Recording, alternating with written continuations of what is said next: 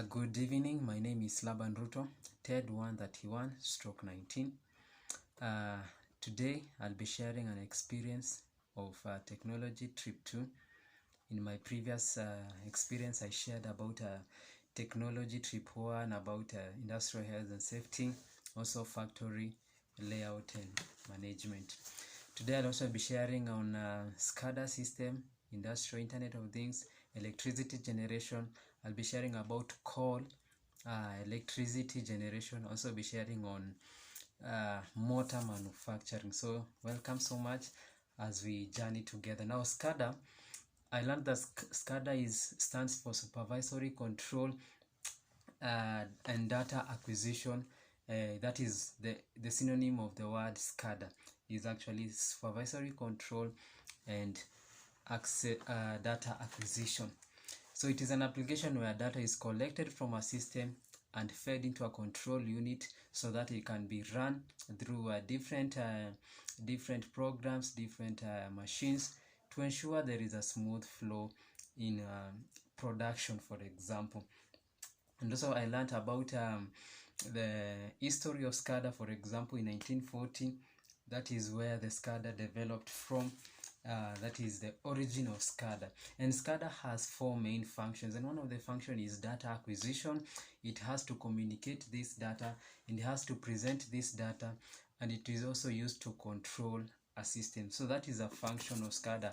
And components that are in a SCADA, for example, include PLCs and RTUs, for example, programmable logic circuits, and RTUs in other terms. And then I also learned about edge manufacturing, edge computing and manufacturing. That is industrial internet of things, and how industries are connected to the internet through a process called edge manufacturing. And edge manufacturing, or rather edge computing, has some processes, and one of the processes is filtering. When information is being fed, you have to filter this information. And then there is also data timely reaction. You should ensure that this data has reached to the destination according to the time that is required. And then I also learned that you have to ensure this also data is presented also in time and in accurate manner. And acquisition of data from internet is compared like raining water. When there is rainwater, you know, this rain pour and they are collected into a tank. But in that process, there's some wastage of water.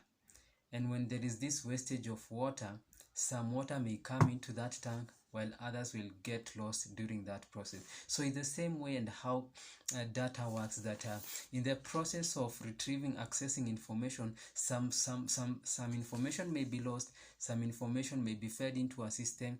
So we have to ensure that there is minimal loss of data. So that is all about electrical, that is all about computer that I learned in this trip.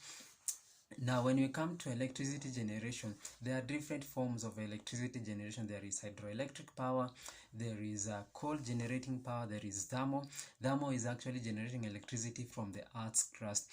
There is also wind power, there is solar power, and there are actually non-pollutant methods of generating power. For example, hydroelectricity is generating power from water, and this electricity will not pollute environment compared to generating power from maybe coal. For example, you see there is a lot of emission of carbon dioxide, and this emission will cause some things like you know, we are talking about global warming right now.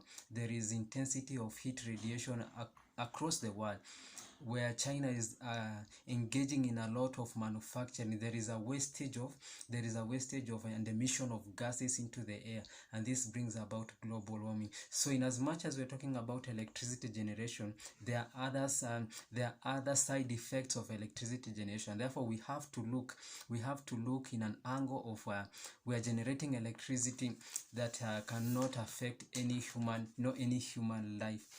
So coal generation, when you're talking about coal generation, is this coal has been transported by the trains into a factory, and then they are stored in silos. And when they are stored in silos, they undergo some processes. For example, the coals, they have to be crushed, and they are crushed such that so that they can be in a fine powder.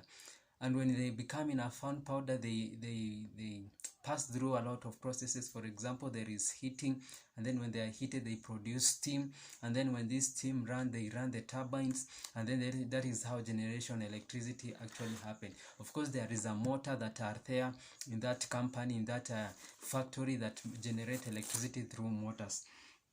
And you see now this coal, they have to be transformed into steam, for example, and they have to engage into different processes so that they can produce electricity.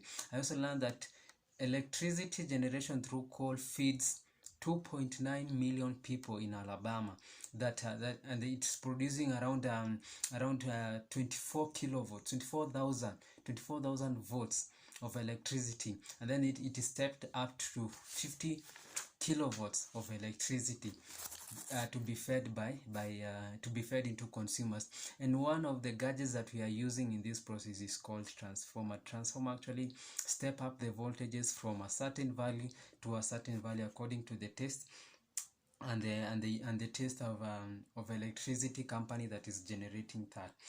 Yeah, and then we also have circulating water system in that generating station, where the circulating water, they have to cool the systems that are running this they are running in this coal manufacturing. For example, if a machines run a lot, for example, the feeder accesses these coals. The coals, they enter into the feeders. When these feeders are running through a lot of time, they have a lot of heat. They develop a heat system, and therefore we need water to cool the system. And when this water is used to cool the system, imagine it can run up to 1,000 degrees centigrade. So we have to convert again this water, which is now in steam form. We can use it to generate also electricity. And then this the cold water is now returned back to the system again, and the system continues like that and like that. The coal that is there is also ash that is being produced when crushing the coals. We have to remove this ash so that we ensure there is a quality product of electricity being produced. So that is all about coal generation of electricity. There are systems that are used there. For example, motor, and we're learning about motor manufacturing. Motor manufacturing undergoes different processes. The frames that are covering the frames that are used to cover the motor, they are actually coated and already applied in multiple machining processes. And this coating helps to ensure there is the internal system cannot be fractured. And then there is also the use of the internal system. The slots that are there, they undergo different machining processes. CNC is used now to ensure that the motor manufactured is actually in a quality product. The finishing coil grooves are transformed into an automatic insertion machine to ensure that these grooves, the grooves that are in a motor, they are perfect, they are quality, such that when being used, it will operate in an efficient manner. The stator is actually welded to the rotating part, that is the shaft. It is permanently welded to ensure that this motor is firm and cannot rotate during the operations of a motor. Lacing is the process of beating this motor. We have to ensure lacing processes is done so that we develop a firm and this motor shall withstand mechanical stress, mechanical fractures, and so on and so forth. Finally, when the motor has undergone those through processes, it is wrapped up in a bag and is also ready to be sold to consumers, to be transported to the consumers according to the means that are available. So that has been the experience. Has been a wonderful experience to undergo these trips, and I really appreciate the works that the lecturers are doing in ensuring that we are getting and accessing this a lot of information through their system and through the work they are stressing on us. They are giving unto us. They ensure that we are learning through. Thank you so much.